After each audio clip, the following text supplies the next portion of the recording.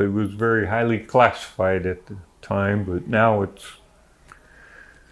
it's on the internet and stuff. But we normally take off from NKP every time, go to northern Laos, and we were supporting the Hmongs and the CIA up there. Dropping off equipment, No, troops, we were or electronics. And I apologize for my ignorance of the EC-47. not a Walk problem. me through that. It's, like I say, it was a very classified program. And we flew the Air Force Security Service people in the back of the airplane, and we were monitoring enemy radios.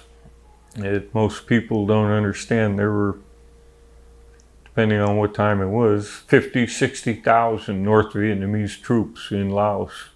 It wasn't Pathet Lao, they were North Vietnamese. And they had radios. And we could listen to them. We could copy their code. And we could direction find where they are. And then pass that on to whoever the user of that intelligence was.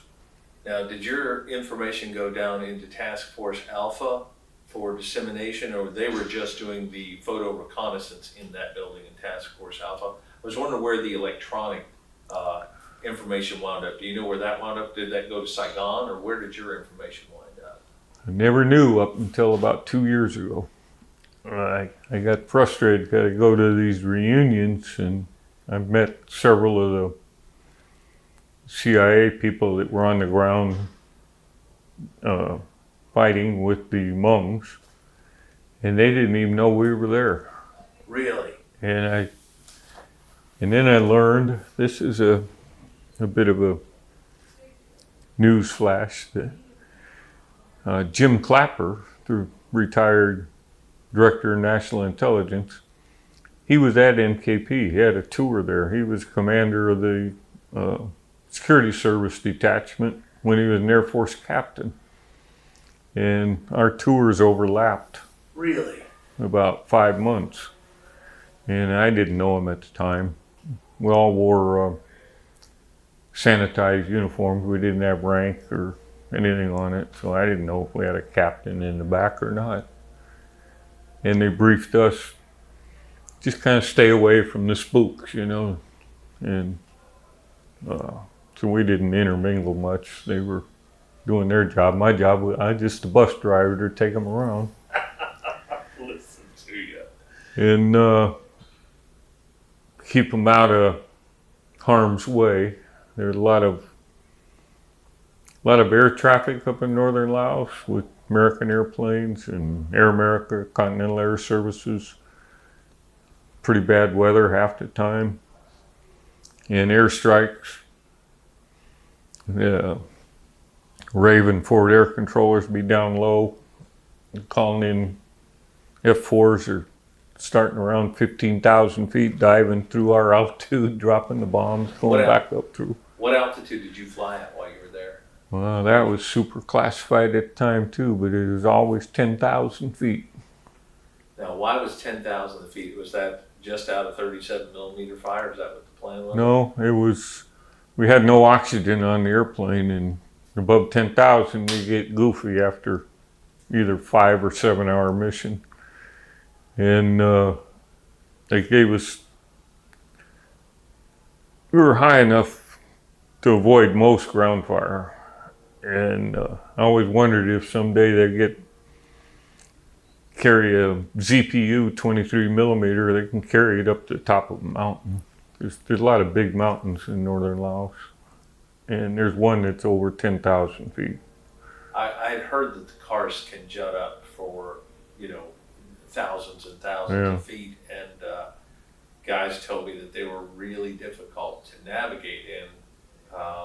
We're always above it, and there's only the one mountain, Phubia, it was more than 10,000. And a couple airplanes have crashed on it, Air America planes, and that were off course. Whew. Now, how close did you operate with Air America? Anything at all? Friends of yours? Well, not at that. In the first year out of NKP, we're just avoiding each other Yeah. and trying not to run into each other. And I can see them down there delivering supplies, doing airdrops and stuff, but we didn't work with them at all. But then I had a second tour at Udorn, and we were right across the street from the Air America ramp.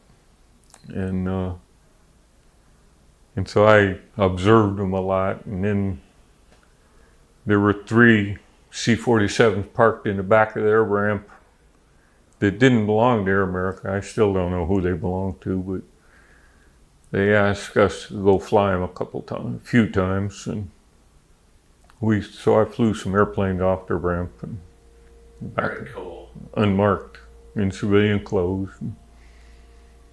and Doing a mission of some kind, I'm certain you'd say. Just mainly moving people, and once in a while cargo, but we're going into Laos with them usually. Now, the one thing that I found at this reunion, and when I've talked to the Skyraider community, they were a big community, but when I'm talking to everybody at NKP, the air police were in one section, the mechanics were in another, the load masters were in another, the weapons loaders were totally separate, and there was no crossover. Did you find that same thing when you were there? And was it that way at Udorn as well? Yeah, no interaction. Like we had that round table thing earlier, and everybody said what they did on the base. I didn't do anything on the base except sleep and eat. And our job was leave the base. And I kind of feel sorry for these guys that do all that work to make the mission possible, and they don't even know what the mission is, you know. I had a gentleman in here the other day, and he was referring to the Air Force. He goes, we get a pretty rough rap. He said, the guys at the other branches will say to us, oh, the Air Force, yeah, when you build a base, you build a pool first, and then you build a golf course, and if there's enough room, you'll build a runway. Right. And he's kind of chuckling through that. Then he got real serious, and he said, but when it hit the fan, who did you call? Mm-hmm. And we came every time. And he said, it took him years to figure out that he was a piece of every rescue, of everything that happened. And that was a good point for him. Mm-hmm. When you got up there, did you feel like you were a piece of an overall project or an overall plan? Or did you feel like you were just a listening device out there? Well, no, I thought we were helping the Hmong. The Hmong were the ones who were doing the fighting, and they're the ones that were dying over there. I've been told, and I've been trying to learn about it since we were there, because all of us in the military, it's like looking through a straw. You just see a little part. You don't know what the guy in the next thing's doing. There were less than 100 Americans in Laos at any one time, mostly CIA people and Agency for International Development, and Air America supporting them, and American military, Air Force flying, and 100 Americans held off 50 to 60,000 North Vietnamese that would have been in South Vietnam. And that was the other part of the mission, our mission. When we went in southern Laos, it was to monitor the trail, but we couldn't go over the trail because of AAA. There's, that's another misconception of the public is, into my knowledge. In Vietnam, there was no big anti-aircraft guns. In Laos, there were 37 millimeters, hundreds of them, and they're on wheels. They move them around. They're 57 millimeters, 85 millimeter radar control guns, and at the end, the Strela handheld missiles. And lots of anti-aircraft in Laos. And that's, again, part of my job. Let's not fly over an anti-aircraft gun. Because they would, C-47 at loiter speeds, they're going to hit us. What was your speed that you'd be flying at, roughly? 120 knots, 110 knots. Not very fast at all. No. And we're only about depending on where you were in Laos, we're 6,000 feet above the ground to 500 feet. You're well within range Yeah. of everything at that point. Yeah. Wow. I told these guys, if you want a good story, when in the rainy season, half the year it rains in Thailand, Laos.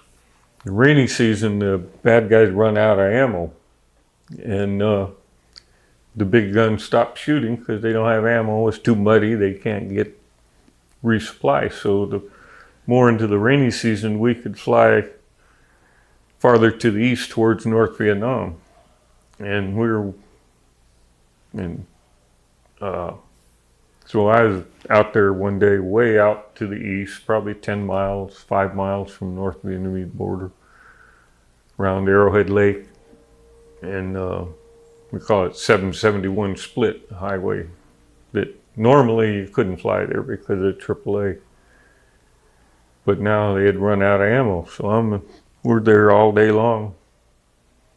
And then heading south, going back to NKP, I passed two A1s going north, and they launched every day towards sundown, so in case somebody got shot down, they could try to get them out before dark.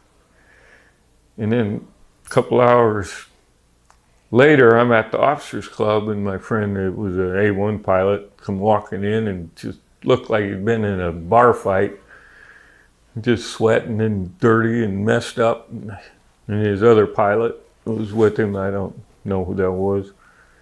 So, what the hell you been doing?